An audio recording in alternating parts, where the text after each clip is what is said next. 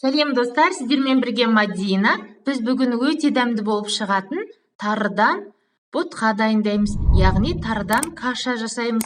Ол үшін менің каналыма тіркелуді ұмытпаңыздар. Алдымен бізге қажет осындай тары қажет болады.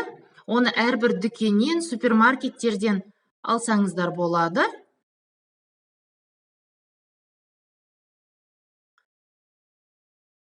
Осындай бір стакан тарыны үлкендеу ыдысқа салып, 3-4 қайтарып, жақсылап жуамыз.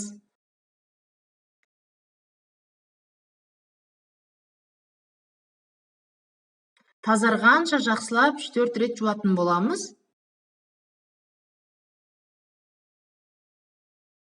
Ыдысымызға салып, көбірек су құйып, 3-4 минут көлемінде жақсылап қайнатамыз. Қайнатқан кезде ащысының бәрі шығып кетеді. Суды төгіп тастап, енді тарының үстіне 2 стакан сүт құямыз. Сүт менде дүкеннің сүті.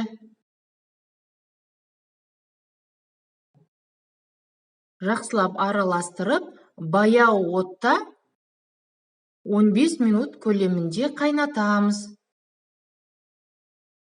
Қалауларыңызға қарай үстіне жарты шай қасық тұз, 1 ас қасық қант салдым мен.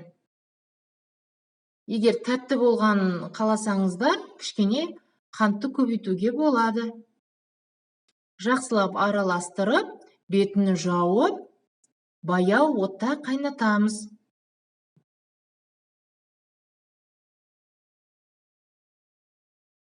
Асты жабысып қалмас үшін арасында ашып, осылай астын қозғап қоюды ұмытпаңыздар.